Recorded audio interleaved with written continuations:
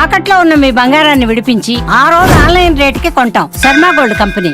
Hi hello, welcome to Suman TV. నేను మీ Roshan. So ప్రస్తుతం నాతో పాటు ఉన్నారు అడ్వకేట్ సుబ్బారావు గారు. ఇలా చెప్తే మీకు అర్థం కాకపోతే మంగ్లీ మీద కేసు పెట్టిన సుబ్బారావు గారు. నమస్తే అండి. నమస్కారం అండి. ఏంటి ఇది తాగేసి పోలీస్ స్టేషన్కి వెళ్ళారా? అక్కడ మీకు కూడా టెస్ట్ చేస్తే 27 ఏదో వచ్చిందని చెప్పి అదే ఫుల్ హల్చల్ అవుతుంది మీ ఫస్ట్. అంటే ఏంటంటే మీడియాలో దీన్ని టాపిక్ డైవర్ట్ చేయాలి, మొత్తం కూడా ఏంటంటే మంగ్లీ మీదకి వెళ్ళిపోతుంది. ఇదంతా కూడా ఏంటంటే ఎవరైతే ఈ బాధితులు ఉన్నారో వాళ్ళకి న్యాయం చేసే వైపు వెళ్తుంది. సో కాబట్టి ఏంటంటే కొంచెం పొలిటికల్ ఇన్ఫ్లుయెన్స్ యూజ్ చేసి నా చుట్టుపక్కల మీరు చూడండి ఒక 30-40 మంది పోలీసులు వచ్చేసారు. వచ్చేసి బలవంతంగా మీరు ఓదాలి అని, నా పర్సనల్ రైట్ నువ్వెవరో చెప్పడానికి అని చెప్పేసి, అయినా సరే నాకు భయం ఏం లేదు, సరే నువ్వు ఎంత ఒత్తిడి తీసుకొస్తున్నావు అని చెప్పేసి ఊదును. ఆ ఊదడానికంటే ముందే కాఫీ తాగాను. వాళ్ళే ఇచ్చారు కాఫీ. ఎవరు? పోలీస్ స్టేషన్లోనే పోలీస్ వాళ్ళే ఇచ్చారు. మీకు మర్యాదలు ఫస్ట్ చేశారు. మర్యాదలు చేశారు. వాళ్ళు చేయాల్సింది ఏదైతే చేయాలనుకున్నారో అదంతా చేశారు. సో ఇచ్చి తర్వాత వెంటనే బ్రీత్ అనలైజర్ పెట్టేసి, కాఫీలో ఏమైనా కలిపారా? కాఫీలో ఏం కలుగుతారంటే కెఫీన్ ఉంటుంది కదా, కెఫీన్ ఉంటుంది. కూల్ డ్రింక్ తాగినా కాఫీ తాగినా జనరల్గా 30% లోపు ఖచ్చితంగా వస్తుంది. అది నార్మల్. ఎవరైనా టెస్ట్ చేసిన తర్వాత స్టేషన్ లోపలికి పిలిపించి మర్యాదలు చేస్తారు కదా, మీకు మర్యాదలు చేసి వచ్చింది బయటకు వచ్చిన తర్వాత ఎందుకు టెస్ట్ చేశారు? అదే కదా ఈ పేరు చెప్పి బెదిరించింది. వాళ్ళు ఇస్తారా డబ్బులు? అదే కదా, అంటే వాళ్ళతో నేను కేసులో నుంచి వీళ్ళు బయటకు తీసేయమని, వీళ్ళ కేసులో నుంచి బయటకు తీసేయమని, వీళ్ళకి సంబంధించినటువంటి వాళ్ళ తమ్ముడి పేరు ఈవిడ పేరు యూజ్ చేయొద్దు, వాళ్ళ మీద చేసినటువంటి ఇంటర్వ్యూని తీసే డిలీట్ చేయించేయండి, మీకు ఎంత కావాలి చెప్పండి నేను ఇస్తా అని చెప్పేసి అన్నాను. ఎవరికి ఇస్తామని? నాకు ఇస్తానని. సో నేనన్నా ఈ బాధితులందరిని ఆ రోజు తీసుకొని వెళ్ళా. నాకెవడు ఎందుకండి, బాధితులకు ఇచ్చండి చాలు, నాకు ఇచ్చే డబ్బు లేదు, బాధితులకు ఇస్తే కొస్తే వాళ్ళకి ఆసరాగా ఉంటుందని కూడా చెప్పారు. చెప్పిన తర్వాత ఆవిడ అసలు ఎక్కడ కూడా కాంప్రమైజ్ కాలేదు. అసలు ఈ ఇష్యూ ఎక్కడ స్టార్ట్ అయింది అని అంటే, ఒక 2 నెలల క్రితం వీళ్ళంతా బాధితులు ఒక ప్రధాన పార్టీకి సంబంధించినటువంటి వ్యక్తులు తిరుమలేష్ అని చెప్పేసి మా స్నేహితుడు, అతని ద్వారా నన్ను కలవేశారు. కలిస్తే దాదాపుగా నెలన్నర నేను స్టడీ చేశాను అసలు ఏంటి ఇష్యూ ఇది ఏంటి అని. చూస్తే అందరి నోట్ల నుంచి వచ్చే పేరు మంగ్లీ తమ్ముడు శివ, భరత్ చౌహాన్, శైలేష్ చౌహాన్, ప్రధాన నిందితుడు మధు, రమావత్ మధు. సో నేను వివరణ అడగడానికి ఒక మ్యూజిక్ డైరెక్టర్ గారు, ఆయన పేరు చెప్పడం ఎందుకు, కార్తీకే కదా, కార్తీక్ వచ్చాడు షోకి. అవునా? కార్తీక్ మీరు అడగండి కార్తీక్ గారిని. ఎక్కడైనా సరే చిన్న వల్గర్ లాంగ్వేజ్, ఆ అమ్మాయి అగ్రెసివ్గా మాట్లాడింది, దారుణంగా మాట్లాడింది. సెంట్రల్ ఏమని మాట్లాడింది? నువ్వెవరో నాకు తెలియదే, నేను దాంట్లో అదే నువ్వెవరో నాకు తెలియదే, నువ్వు చిన్న ఇంటర్వ్యూలు చేస్తా, నువ్వు ఆఫ్టర్ ఆల్ శేఖర్ భాషతో ఇంటర్వ్యూ చేసేదా, నువ్వు జూనియర్ లాయర్వా, నేను చూడలేదే, నేను పలానా మినిస్టర్ గారితో చెప్తే నువ్వెవరో తెలియదండి అన్నాను. ఆయన పేరు వద్దు, నేను తెలియదు అన్నాను. అమ్మా సరే నువ్వంటే ఇప్పుడు ఒకేసారి ఆకాశానికి వెళ్ళి నువ్వు కూడా యూట్యూబ్ నుంచే వచ్చును, సరే నేను ఎవరో తెలియకపోతే ఇక్కడ సమస్య కాదు, ఇక్కడ ఎవరైతే బాధితులు ఉన్నారో వాళ్ళు మీ పేరు చెప్తున్నారు, మీరున్నారా అంటే అంతేనా? వల్గర్ గా మాట్లాడారు. ఇంకా వల్గర్ గానే అంటే ఇక నువ్వు అని ఏకవచనంతో మాట్లాడి కొంచెం వల్గర్ లాంగ్వేజ్ యూజ్ చేశారు. వాళ్ళ తమ్ముడు ఎక్కువ ఈ వల్గర్ లాంగ్వేజ్ ఏమని మాట్లాడాడు, ఎవడు అడు సుబ్బు అంటే నాకు తెలియదే అన్నాను. తర్వాత మంగ్లీ కవర్ చేసింది, ఆహా లేదండి ఈయన సుబ్బు గారు అని ఆయనకు తెలియదు, వచ్చింది లాయర్ గారు అని ఆయనకు తెలియదు, ఎవరో అనుకొని మాట్లాడినాను. ఎవరు అనుకుని మాట్లాడేంటి, కార్తీక్ గారు మీతో హైకోర్టు లాయర్ గారు సుబ్బు గారు మాట్లాడతారని చెప్పే కదా కలిపింది. ఏంటంటే వీళ్ళకి అహంకారం వచ్చేసింది, అహంభావం వచ్చేసింది. ఆవిడ ఏదైతే మూలాలు ఉన్నాయో ఆ మూలాన్ని మర్చిపోయింది. సరే ఓకే ఇది పక్కకు పెట్టేద్దాం. అయితే చేసినప్పుడు ఇట్లా ఒక కేసు వల్లే మీరు మొత్తం ఆ క్యారెక్టర్ని మీరు జడ్జ్ చేస్తున్నారు. ఎందుకంటే ఆవిడతో నేను మాట్లాడినప్పుడు కూడా ఆవిడ స్ప్లిట్ పర్సనాలిటీస్ లాగా వెంటనే మారిపోతుంది. ఫస్ట్ సార్ అంటది, తర్వాత సుబ్బు గారు అంటది, తర్వాత నువ్వు అంటది, ఏదన్నా అంటే నా మాట తీరే అట్లా అంటది. సో నాకు తెలిసినంత వరకు ఇందులో ఎవడో ఖచ్చితంగా 420నే, వాళ్ళ తమ్ముడు ప్రధానంగా ఇంక్లూడ్ అయ్యి ఉండు. ఎవరు పేరేంటి? శివ. నిన్న మీడియా ముందు డబ్బులు లెక్క పెట్టింది ఒకటే ప్రవేశపెట్టింది అతనేనా? లేదు, మీడియాలో వస్తున్నటువంటిది పేరు తప్పుబడింది, అది భరత్ చౌహాన్. నేను చెప్పేది ఆ పర్సన్ ఈ పర్సన్ ఒకటేనా? కాదు అని చెప్పి వాళ్ళ తమ్ముడిని చూపించింది కదా మీడియా ముందు, అతనే కదా శివ అంటే. అది వినయంగానే ఉన్నాడే అక్కడ ప్రెస్ మీట్ లో. అదే కదా, సాంప్రదాయాన్ని శుద్ధ పూస్తేనే అన్నట్టు వ్యక్తి చాలా హారబుల్, చాలా వల్గర్గా లాంగ్వేజ్గా మాట్లాడుతుంది. ఈ రోజు కూడా మా ఏదైతే బాధితులు ఉన్నారో బాధితులకు ఫోన్ చేసి అంటే మెసేజ్ చేసి మాట్లాడటం జరిగిందని. ఇంకా ఇప్పుడు కూడా అంటే జనరల్ టాపిక్స్ నేను ఇప్పిస్తాం, మేము మాట్లాడతాం, సిఐడి దాంట్లోకి పిలుస్తున్నారు, ఎంక్వైరీకి వెళ్తాం, వచ్చిన తర్వాత వాడి సంగతి చూస్తాం, లా అనే లకారంతో మాట్లాడే బూతులు అవి కూడా ఆడిని రమావత్ మధుని. అంటే వాళ్ళు ఏంటంటే తెర ముందు ఒకలా ఉంటారు, తెర వెనుక ఒకలా ఉంటారు. ఓకే. సో ఇదంతా సినారియో జరిగేటప్పుడు నేను ఫస్ట్ ఫోన్లో చేసినప్పుడు ఆవిడ అరగంటకి మాట్లాడేసరికి సరే కోర్టులోనే చూసుకుందాం అని చెప్పేసి నేను ఫోన్ పెట్టేసిన తర్వాత మీడియా వాళ్ళ మిత్రులందరూ పిలిచి ఆధారాలను మీడియాకి ఇచ్చి మీడియాకి జరిగిన విషయం చెప్పా. ఎప్పుడు కూడా నేను మంగ్లీని ప్రత్యక్షంగా కానీ పరోక్షంగా కానీ తిట్టలేదు. ఏదైతే బాధితులు నాకు చెప్పిన ఇన్ఫర్మేషనే ఇచ్చేవాడు. ఓకే. అయితే ఇన్ఫర్మేషన్ ఇస్తే ఆవిడ ఎట్లా చేసింది. అయిన తర్వాత కార్తీక్ కొడగండ్ల గారితో అవ్వలేదు. కార్తీక్ కొడగండ్ల గారిని కూడా ఈ అరగంటకు మాట్లాడింది నాతో. తర్వాత కార్తీక్ కొడగండ్ల గారిని కూడా నువ్వని మాట్లాడితే పాపం ఆయన కూడా బాధపడ్డారు. అది అక్కడితో అయిపోయింది. ఎప్పుడైతే ప్రెస్ మీట్ పెట్టి ప్రెస్ మీట్లో ఇవన్నీ విషయాలన్నిటి గురించి చర్చించామో ఇక డైరెక్ట్ కంటిన్యూస్గా దాదాపుగా ఎన్ని కాల్స్ అంటే ఒక 10ల సంఖ్యలో ఇవన్నీ కూడా మంగ్లీ నాకు చేసినటువంటి కాల్స్. నువ్వు నాకు ఎందుకు కాల్ చేస్తాను, don't call me, why are you calling me again and again అని చెప్పేసి. ఇదొకటే కాదు, ఇదిగోండి ఇది కూడా, ఇది మంగ్లీ నెంబరు. దాదాపుగా 10ల సంఖ్యలో చేసింది. ఎత్తకపోయేసరికి వాళ్ళ చెల్లితో కూడా చేపించింది. సో ఆ కాల్ కూడా ఎత్తకపోయేసరికి ఒక ఇట్లా చేయలేదా వాళ్ళ తమ్ముడు? మరి అంటే వాళ్ళ తమ్ముడు కాన్ఫరెన్స్లో మాట్లాడించిండు. ఇక్కడ కార్తీక్ కొడగండ్ల గారితో కూడా మాట్లాడేటప్పుడు ఎవడైతే ప్రధాన నిందితుడు రమావత్ మధు ఉందో, ఇప్పుడు మంగ్లీ నాకు ఆడెవడో తెలియదని చెప్తుందో వాడినే కాన్ఫరెన్స్ లోకి తీసుకుని నాతో మాట్లాడించింది మంగ్లీ. ఆవిడే మన అతని మీద కేసు ఎందుకు పెట్టలేదు మరి? నా క్వశ్చన్ ఏంటంటే అడ్వకేట్ సుబ్బు గారు ఫేక్ ఎలిగేషన్స్ 10 లక్షలు వసూలు ఆవిడతో మాట్లాడింది డైరెక్టర్ పూజారి నాగేశ్వర గారి మధ్య, వేణు ఉడుగుల గారి మధ్య, సురేష్ బొబ్బిలి గారి మధ్య, నేను, మంగ్లీ గారు, ఇంకొక అతను ఉన్నప్పుడే మాట్లాడిన తర్వాత ఎప్పుడు మాట్లాడాల. అలా ఎవరైనా నేను 10 లక్షలు డిమాండ్ చేశానని చెప్పారా? సో ఇప్పుడు ఈ డబ్బులన్నీ బాధితులు ఎవరైతే ఎవరికి ఇచ్చారో అతని కాన్ఫరెన్స్ మంగ్లీ పెట్టింది. మంగ్లీ తన పర్సనల్ నెంబర్కి ఎవరికి అది మీ దగ్గర ఉంది, మీరు ఇచ్చారు కూడా? ఉంది, ఇచ్చా. కార్తిక్ గారు డైరెక్ట్ గా మేము 4 కాన్ఫరెన్స్ లో మాట్లాడినాం. అరే నువ్వు వెళ్ళి సార్ని కలు 6 o'clockకి దీన్ని షార్ట్ అవుట్ చేయనని అన్నారు. మన కార్తిక్ గారు వాట్సాప్ కాల్లో ఎంతమంది మాట్లాడుకున్నది కూడా ఉంటుంది కదా. మాట్లాడితే వాడు నన్ను వచ్చి కలవలేదు, నేను ఆయన కలవాలని కూడా ఇష్టపడలేదు. సో ఈవిడ అరగంటకు మాట్లాడేసరికి నేను ప్రెస్ మీట్ పెట్టే అక్కడ బ్లాస్ట్ అయింది. తను చాలా మందితో ఫోన్లు చేయించింది, తను కూడా చేసింది. ఎత్తపోయేసరికి పూజారి నాగేశ్వర గారితో ఫోన్ చేయించింది, మా సీనియర్ అడ్వకేట్. సార్ చాలా మంచిగా అంటే ఆర్బిట్రేషన్ చేయడానికి ప్రతి అడ్వకేట్కి అధికారం ఉంటుంది అన్నాడు. సమస్యను పెద్ద చేసుకోవడం ఎందుకు, సావధానంగా పరిష్కరించుకోవచ్చు అని చెప్పి ఫోన్ చేస్తే సరే సార్ ఎవరికి అంటే ఎవరు ఫోన్లు ఇచ్చేయకోకుండా ఉన్నా నేను. పూజారి నాగేశ్వర గారు ఫోన్ చేస్తే మరి ఆయన సీనియర్ అడ్వకేట్ కదా, సరే సార్ వస్తాను. తర్వాత వేణు ఉడుగుల గారు కూడా ఫోన్ చేసి, వేణు ఉడుగుల గారు కూడా నాకు మంచి మిత్రుడు. మేమిద్దరం దాదాపుగా ఒక 2 సంవత్సరాల నుంచి ట్రావెల్ అవుతున్నాం అన్నట్టు. సో మిత్రుడు సుబ్బు గారు రండి మనం మాట్లాడదాం అంటే నేను ఆయన సుబ్బు అంటాడు. చెప్పన్నానంట, దా సుబ్బు ఒకసారి మాట్లాడదాం, ఆడపిల్ల ఏదో మాట్లాడుతుందట అంటే సరే అని వెళ్తే, సుబ్బు గారు నేను మిమ్మల్ని అరగంటకి మాట్లాడడం తప్పేనండి, సారీ. ఆమె సారీ అని పెట్టిన మెసేజ్లు కూడా ఉన్నాయి. సారీ అండి, క్షమించండి అంటే నేను నిన్ను క్షమించేది ఏం లేదమ్మా, అయిపోయింది ఆల్రెడీ. అప్పటికే మేము ఆల్రెడీ కోర్టుకు వెళ్తున్నాం. వాళ్ళందరూ కూడా వాళ్ళ పోలీస్ స్టేషన్లలో మీ మీద కేసులు అన్ని తెలంగాణ, ఆంధ్ర, కర్ణాటక అన్ని పోలీస్ స్టేషన్లలో కేసులు కూడా పెట్టించాం. అంటే సివిల్ సూట్ కదా, పోలీసులు తీసుకురా అత్రూ ఆర్పిఐడి పంపించి దాన్ని హైకోర్టులో కేసు వేయాలి. ఓకే. సో అయితే అయిపోయిందని అంటే ఈ కేసులు మా వీడియోలు తీపించేసేయండి, మా తమ్ముడు పేరు నా పేరు తీపిచ్చేసేయండి, వాడకండి, కేసుల నుంచి తీపిచ్చేసని మాట్లాడితే ఇక నేను ఆఫర్ చేసింది వాళ్ళ అడ్వకేట్ సార్ ద్వారా నాకు ఆఫర్ చేస్తే నాకెందుకు బాధితులకి ఇవ్వండి అని చెప్పేసి అని అన్న. అక్కడికి అది అవ్వపోయేసరికి వేణు ఉడుగుల గారు నేను మీకేం కావాలన్నారు సార్, నాకు ఒకటి ఆ అమ్మాయి ప్రమేయం లేదంటుంది కదా. ఎవడైతే ప్రధాన నిందితుడు రమావత్ మధు ఉండు ఈ పిల్ల పేరు చెప్పి ఈ మంగ్లీ పేరు చెప్పి ఏదైతే డబ్బులు వసూలు చేసిండు వాడెవరో తెలియదు అంటుంది కదా. ఆ రోజు కూడా పూజారి నాగేశ్వర గారి ఆఫీస్లో కూడా వేణు ఉడుగుల గారు అందరూ ఉన్నాకే ఆ ప్రధాన నిందితుడికి ఫోన్ చేసి నాతో మాట్లాడించింది. సో సంబంధం లేదని అంటుంది. ఆ అమ్మాయి దగ్గర పర్సనల్ నెంబర్ ఎలా ఉంది, సరే ఓకే వదిలేండి, ఆ అబ్బాయి మీద కేసు పెట్టమనండి. ఇప్పుడు నీ పేరు చెప్పే కదా పెట్టాలి కదా, నీ పేరు నా పేరు చెప్పి ఎంతమంది డబ్బులు వసూలు చేస్తారో నేను ఎలా కనుక్కోవచ్చు, నాకు తెలియదు కదా అన్నారు. ఓకే ఆమె, నేను విన్నాను ప్రెస్ మీట్ అంతా. మరి ఇప్పుడు ఇతను చేశాడని తెలిసినప్పుడు అతని మీద కేసు పెట్టాలి కదా, ఎందుకంటే తిన పేరే యూజ్ చేసుకుంటా కదా. ఎందుకంటే అలా కేసు పెడితే ఈ భాగవతం కూడా బయటకు వచ్చేస్తుంది, ఈ విషయాలన్నీ బయటకు వస్తాయి. రేపొద్దున ఆడబోయి ఊరుకోడు కదా, నా మీద నువ్వు తప్పించుకోవడానికి నా మీద కేసు పెడితే అన్నీ చెప్పేస్తారు కాడు. సో అందుకనే ఆ అమ్మాయి ఆడి మీద కేసు పెడతలేదు. ఇక్కడ అడ్వకేట్ సుబ్బు నన్ను తిట్టిండి, ఎక్కడ తిట్టా ఆన్ రికార్డులో ఒక్కడు. కానీ తను డిఫేమ్ చేయడానికి తన పేరు వాడుకుంటున్నావు, తనతో పాటు ఏదో గొడవ పడ్డట్టు మీడియాలో ఒక వీడియో కూడా తను చూపించింది. ఆ వీడియోలో కూడా వేరే ఇంకొక యాంకర్ అంటే క్రష్ అంట నీకు బిగ్ బాస్ వెళ్ళటానికి తన్ని డిఫేమ్ చేసి తన పేరు వాడుకొని, సో ఆమె ఓపెన్గా అన్నీ చూపిస్తుంది కూడా ఇది ఇది ఇది అని. కానీ ఏంటి నువ్వు ఒక యాంకర్ అంటే క్రషా? అని తను మాట్లాడింది కదా, దానికి మీరు సమాధానం చెప్పలేదు. సినిమాలంటే పిచ్చి ఆయనకి, నన్ను వాడుకొని డిఫేమ్ చేస్తున్నాడు అన్నారు.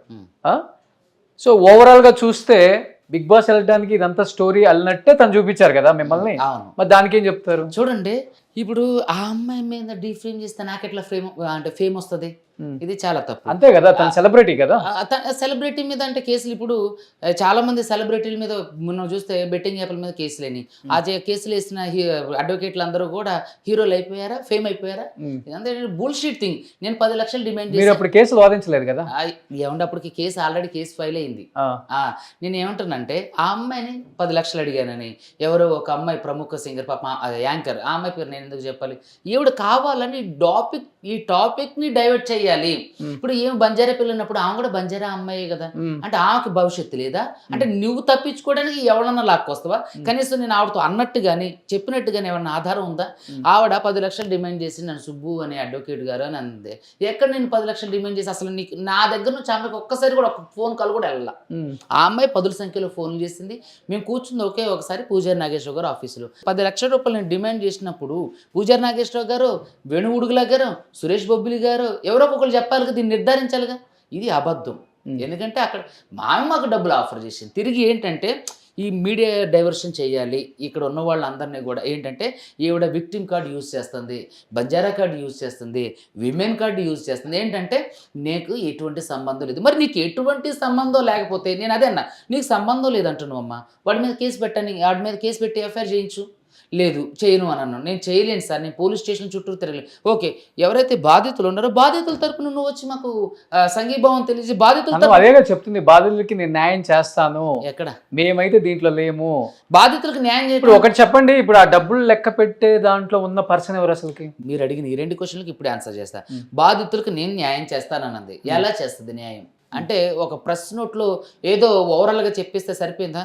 రేపు మేము అందరం కలిసి హైకోర్టుకు వెళ్తున్నాం, రమ్మనండి బాధితురాలుగా ఆమెను కూడా, బాధితుల పక్షాన్ని రమ్మనండి. నేను సుమన్ టీవీ వేదికగా ఆ అమ్మాయిని నేను అడుగుతున్నా, మంగళి గారు రండి, రేపు మేమందరం హైకోర్టుకు వెళ్తున్నాం, మీరు కూడా రండి, వస్తే పోలీస్ స్టేషన్కు కూడా వెళ్దాం. ఇట్లా పలానా మంగళి గారి మేమే ఉంటాం, అప్పుడు ఆవిడకి మేమే సపోర్ట్ చేస్తాం. విక్టిమ్స్ అందరూ ఇప్పుడు దాదాపు 20 మంది బయట ఉన్నారు కదా, వాళ్ళందరం కలిసి దీంట్లో మంగళి గారిది ఎటువంటి తప్పు లేదని మేమే ప్రకటిస్తాం, రమ్మనండి, వచ్చి వాడి మీద కేసు పెట్టి ఎఫ్ఐఆర్ చేయించమనండి, చేపించి బాధిత తరపున నిల్చోమనండి. నేను ఎన్నోసార్లు అభ్యర్థించాను, ఇలా చేయండి అంటే నేను చేయను అంటుంది. ఎందుకనంటే వాళ్ళ చిన్న చెల్లిని ఈ అబ్బాయికి ఇచ్చి చేస్తున్నారు అని అందరికీ చెప్పిన మాట. ఇప్పుడు ఎవడైతే ప్రధాన నిందితుడు రమావత్ మధు ఉండో వాడికి వీళ్ళ చిన్న చెల్లినిచ్చి చేస్తున్నారని చెప్పి వీళ్ళందరికీ చెప్పి, అమ్మాయి కూడా సింగర్ కదా? లేదు, చిన్న అమ్మాయి, అదే చిన్న అమ్మాయి, ఇంకొక అమ్మాయి. ఓకే, సో ఆ అమ్మాయిని ఇచ్చి పెళ్లి చేస్తున్నారని చెప్పేసి వీళ్ళందరికీ చెప్పిండు. వీడు చెప్పడమే కాదు, సింగర్ మంగళ వాళ్ళ తమ్ముడు వీళ్ళ దగ్గర రూఢిపరిచిండు, వీళ్ళతో పాటు తిరిగిండు, తిండో ఉండు. ఏదైతే ఇప్పుడు సొంత తమ్ముడు శివ గోకుల్ నందన ఇన్ఫ్రా ఇండియా ప్రైవేట్ లిమిటెడ్ ఏదైతే ఉందో దాని ఓపెనింగ్ వచ్చిండు, దాంతో పాటు ఉండు. వీళ్ళందరితో మీరు పెట్టుబడి పెట్టండి, మేమంతా చూసుకుంటాం, అక్క ఉన్నారు, మా చెల్లిని కూడా ఇతనికి ఇచ్చి పెళ్లి చేస్తానని చెప్పి వీళ్ళందరితో తిరిగిండు. ఆ ఫోటోలు కూడా ఇప్పుడు మీకు ఇచ్చాను. ఇంకోటి ఏంటంటే అర్ధరాత్రి మధు కన్స్ట్రక్షన్ ఇంటికి మంగళి గారు విజిట్కి వెళ్ళారు. అదే విధంగా ఈయన ప్రత్యక్ష సాక్షి. మంగళి గారు ఆయన ఎవరో ఒక ఆయన ఆర్మీ ఆఫీసర్ మురళీ నాయక్ గారు ఆంధ్రలో చనిపోయారు బెంగళూరులో. ఆయన కలవడానికి అతనికి నివాళులు అర్పించడానికి వెళ్ళినప్పుడు కూడా వెహికల్ అరేంజ్ చేసింది నేనే. ఓకే, దాని ఎవరికి? మంగళి గారికి. అవునవును, వచ్చి డబ్బులు ఏదో ఇచ్చి వాళ్ళకి. అవును. సో ఇక్కడ నేనేమంటానంటే ఇవన్నీ కూడా ప్రధాన ప్రత్యక్ష సాక్ష్యాలు. ఈవిడ చేస్తున్నటువంటి అలిగేషన్, ఇప్పుడు అడ్వకేట్ సుబ్బు నన్ను 10 లక్షలు అడిగిండు, పలానా ఆవిడంటే క్రష్ అండు, అసలు ఇవి కేసుకు సంబంధించిన విషయాలు. అసలుకి ఇక్కడ ఏమైపోయిందంటే బాధితులు వర్సెస్ మధు అవ్వాల్సిన కేసు సో సుబ్బు వర్సెస్ మంగళి అయిపోయింది. ఇక్కడ ఏంటంటే డీవియేషన్స్ తీసుకొస్తున్నారు. ఇక్కడ ఏంటంటే ఇప్పుడు అడ్వకేట్ సుబ్బు గారు ఇప్పుడు ఆన్ బిహాఫ్ ఆఫ్ అడ్వకేట్ అందరు క్లయింట్ల తరపున కేసులు వేస్తారు. ఇలా ఇక కేసులు వేసిన వాళ్ళు అందరూ ఆపోజిట్ అడ్వకేట్ల మీద కేసులు వేస్తే న్యాయ వ్యవస్థ మీద ప్రభావం పడదా? ఇది ఏంటంటే ఇతను నేను బెదిరించి ఇతను డబ్బులకు లొంగలేదు, సో కేసులు లాంటివి పెట్టి బెదిరించే ప్రయత్నం చేస్తే తప్పు కొట్టడు. ఇప్పుడు కూడా సజ్జనార్ గారికి వినతి పత్రం ఇచ్చి వచ్చారు. మీ మీద యాక్షన్ తీసుకోమంటున్నారు కానీ తప్ప. బాధితుల మీద అన్యాయం చేసిన మధుగు మీద యాక్షన్ తీసుకొని వీళ్ళకి న్యాయం చేయండి అని ఇవ్వట్లా. ఎక్కడ అక్కడే డౌట్ వస్తుంది అందరికి కూడా ఇప్పుడు. అదే అంటున్నా, ఎక్కడ ఇవ్వట్లా. పంజగుట్ట పోలీస్ స్టేషన్ లో అక్కడ వరకు ఎందుకంటే నార్సింగి పిఎస్ లో కంప్లైంట్ ఇచ్చింది. అక్కడ ఉన్న సిఐ గారు హరికృష్ణారెడ్డి మంచి వ్యక్తి ఆయన కూడా. చాలా మంచి వ్యక్తి. ఆయన వివరాలు అడిగితే ఆధారాలు అడిగితే ఇప్పుడు ఒక్కటి కూడా ఇవ్వలేదు. అక్కడ ప్రధాన పత్రికల్లో వచ్చింది. ఏమున్నాయి ఆధారాలు? నేను ఆవిడకు ఫోన్ చేసింది లేదు, ఆవిడ నాకు ఫోన్ చేసింది, ఆవిడ నన్ను బెదిరించింది, నేను అడిగింది లేదు. ఎందుకంటే వీళ్ళందరూ సాక్షి ఉన్నారు, డైరెక్టర్ గారు, లాయర్ గారు, మ్యూజిక్ డైరెక్టర్ గారు, నేను, వీళ్ళు కూడా ఉన్నారు. అక్కడ మళ్ళీ నా మీద దాడికి కూడా ప్రయత్నం చేసింది. పూజారి నాగేశ్వర గారు ఆఫీసులో లిఫ్ట్ దగ్గర కొంచెం కొట్టబోయారు మిమ్మల్ని. నా దగ్గరకు వచ్చి నువ్వు వినకపోతే నీ సంగతి చూస్తా అని చెప్పి వాళ్ళ తమ్ముడికి ఆయన ఫోన్ చేసి మధుగడికి కలిపి, అరే వీడు ఇక్కడే ఉంటారా, ఈడనంటే అరే నిన్ను చంపేస్తున్నారా, నువ్వు కోర్టుకి వెళ్ళేది మాకు తెలుసు, చంపితే పెద్ద కేసు అయింది కానీ హిట్ అండ్ రన్ లో నిన్ను తొక్కిచ్చేస్తున్నాడు ట్రక్ బిట్ అని చెప్పేసి నన్ను బెదిరిస్తే, ఎవరు వీడే మన మంగ్లీ వాళ్ళ తమ్ముడు శివ, బ్రహ్మవత్ మధుగాడు మంగ్లీ వాళ్ళ తమ్ముడు మాట్లాడేసరికి ఇక్కడ గొడవ ఏదో అవబోతుందని చెప్పేసి వేణుగుడిలా గారు కూడా బయటకు వచ్చారు. వచ్చేసరికి అక్కడ నుంచి మా ఫ్రెండ్స్ తిరుమలేషు రవణ ఇద్దరు కలిసి నన్ను కింద తీసుకెళ్లారు. అక్కడ కింద వీళ్ళు ఏం చేస్తున్నారని మంగళి కార్ డ్రైవర్ వీళ్ళ ఫోటోలు వీడియోలు తీయడం, ఇది కింద ఉంచి మేము పైకి వెళ్ళాం కదా. సో అక్కడ ఇదంతా అయిపోయిన తర్వాత అక్కడ నుంచి వచ్చి మంగళి మీద కేసు ఫైల్ చేయడం జరిగింది. సో మంగళి కేసు ఫైల్ చేయడం, ప్రైమ్ ఆఫ్ ఎవిడెన్స్ లేకుండా పోలీసులు ఎఫ్ఐఆర్ ఫైల్ చేస్తారు. ఇంత దిగజారిపోయారా? ఏంటి లారీలు ఎక్కిస్తారా? లారీలు ట్రక్ తో దొక్కిచ్చేస్తారు. అధికార మదం ఉంది, లేకపోతే అధికారులు అండగా ఉన్నారు, లేకపోతే సెలబ్రిటీ మోజులో ఏం మాట్లాడుతున్నారు కూడా తెలియట్లేదు. సో ఆమె కదా మాట్లాడింది వాళ్ళ తమ్ముడు. ఈవిడ బూతులు తిట్టింది కదా, అరే ఊరే అనుకుంటా అరే వీడు ఇక్కడే ఉండరా అని. అంటే మధుకు ఫోన్ చేసి వాళ్ళ తమ్ముడు కాన్ఫరెన్స్ లో తీసుకొని అయితే అనేసరికి ఇక అక్కడ ఈ సీన్ అవుతుందని చెప్పేసి, మరి ఎందుకు ఈ బంజారా బిడ్డను తొక్కేస్తారు, అవకాశాలు రాకుండా అంచెలంచెలుగా ఎదుర్కొంటూ వచ్చాను, ఈ డైలాగులు ఇండస్ట్రీ ఒకసారి గమనించండి, పోలీసు వాళ్ళు కూడా ఒకసారి గమనించండి, అండ్ న్యాయ వ్యవస్థ, పొలిటికల్ లీడర్స్ ఎవరైతే సపోర్ట్ చేస్తున్నారో ఆమెకి, సార్ కళ్ళు తెరవండి సార్. ఇప్పుడు నేను కాసేపు అడ్వకేట్ సుబ్బు గారిని పక్కన పెడితే పక్కనే బాధితుడు ఉన్నాడు, ఈ బాధితుడి మాటలతో అయినా కొంచెం చెల్లించండి. ఇలాంటి వాళ్ళకి మనం సపోర్ట్ చేస్తే ఈ వ్యవస్థలో ఎవ్వరం బతకలేము. వాడిని పొడుచుకొని చేస్తారు. నీ మీదకి ఆయన ఎక్కియొచ్చు, రేపు వాళ్ళు మీ మీదకి ఎక్కిస్తారు, అంతకు మించి ఏం లేదు. ఒక సెంట్రల్ మినిస్టర్, మీరేం గొప్ప ఏం కాదు, అతీతమేం కాదు, మీరు కూడా కష్టపడి పైకి వచ్చిన వాళ్ళే. 10,000కి నా జీవితంతో స్టార్ట్ చేసిన నా జీవితం ఈరోజు 10 లక్షలు తీసుకున్నారని నాతో ఫోన్లో కూడా అన్నావు మంగ్లీ. నువ్వే అన్నావు. ఇంకా హుందాగా బతకాలి కానీ లారీలు టిప్పర్లు ఎక్కించి జనాన్ని చంపేస్తారు. మీ అధికార దుర్వినియోగం చేస్తారు ఎవరన్నా సపోర్ట్ ఉంటే. అరే బాధితుడికి న్యాయం చేయమని చెప్తున్నారు. అంతమంది దగ్గర అన్ని కోట్లు కలెక్ట్ చేశాడు నీ తమ్ముడు మధు అనేవాడు, ఇంకొకవాడు చౌహాన్ అనేవాడు. వాళ్ళని ఈడ్చకొచ్చి చెంపలకేసి బాధి నా పేరు బదనాం చేస్తున్నారా, నా పేరు బదనాం చేస్తున్నారు మీరు, నేను కష్టపడి సంపాదించుకొని ఏర్పరచుకున్న ఎంపైర్ నా వెనక ఉంది, దీన్ని మీరు కూల్ చేస్తున్నారు, ఎదవల్లారా, పనికి మాలిన సన్నాసులారా అని వాళ్ళని చెంపలకేసి కొట్టి వాళ్ళని బయటికి తీసుకొచ్చి ఇదిగో ఇట్లాంటి వాళ్ళకి న్యాయం చేయి. నీ కాళ్ళు కడిగి నెత్తిని పోసుకుంటారు వీళ్ళందరూ, కాళ్ళు కడిగి నెత్తిని పోసుకుంటారు. ఇప్పుడు బాధితుడు మీ వర్షన్ ఏంటండి, మీరు ఎంత ఇచ్చారు? మీరు నేను సెప్టెంబర్ లో 12,50,000 రూపాయలు ఇచ్చాను సార్ లో నుంచి, అండ్ మనీ నుంచి లోన్ తీసేసుకొని అతనికి ఇచ్చాను. ఎట్లా ఇచ్చారు మీరు, అసలు ఎందుకు ఇచ్చారు మీరు? మాకు 2020లో మేము అందరం కలిసి, అంటే రమవతం ఎవరైతే ఉన్నారో మాకు అప్పుడు ఒక కంపెనీలో పనిచేసాం, మా కొలిక్ పనిచేసాను ఇక్కడ మల్లెపల్లిలో. 2020-21 ఆ మధ్యలో ఒక 8 నెలలు 9 నెలలు వర్క్ చేసేసి ఆ కంపెనీలో వర్క్ చేసి బయటికి వెళ్ళిపోయాను. ఆ కంపెనీ నుంచి బయటికి వెళ్ళిపోయి ఒక బిజినెస్ చేస్తున్నా అంటారని మా కింద ఉన్న వాళ్ళకందరూ చెప్పుకుంటూ వచ్చాడు అనమాట.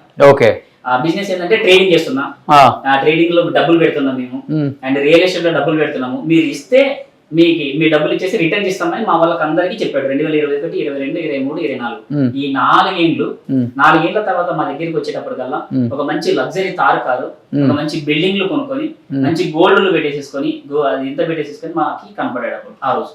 అప్పటికి మీరు డబ్బులు ఇచ్చేసారు? నో సార్, ఇవ్వలే ఇంకా. ఓ, అప్పటికి వేరే బాధితులు ఉన్నారు, ఇవన్నీ ఇచ్చిన వాళ్ళు అయితే. ఓ, ఇది చాలా ఉంది, పార్ట్ 1, పార్ట్ 2, పార్ట్ 3లో. ఇక్కడ కేవలం ఈ స్కామ్ లో మీరు అన్నారు కదా తీసుకొచ్చి చెంపల కేసు కొట్టి చేయండి, చేయదు. ఎందుకంటే ఆవిడ ఇందులో ఉన్నారు కాబట్టి, చేస్తే ఆవిడ కూడా బయటకు వస్తారు కదా. ఇంకొక విషయం ఏంటంటే ఈ స్కామ్ లో దాదాపుగా 80% వరకు బంజారాలే ఉన్నారు. అయ్యో, వద్దిపల్లి కమ్యూనిటీని అడ్డం పెట్టుకున్నారు. వద్దిపల్లి తాండా, పలుగు తాండా, తర్వాత దేవరకొండ, ఈ ఏరియాలు మొత్తం మొత్తంలో కూడా దాదాపు వాళ్ళు నాకు చాలా మంది బాధితులు బయట కూడా ఉన్నారు, ఒకసారి లోపల పిలవచ్చు పాపం వాళ్ళని. పిలవండి. సో వీళ్ళు ఎంతో మంది బాధితులు ఇక్కడ సుమన్ టీవీకి వచ్చారనమాట.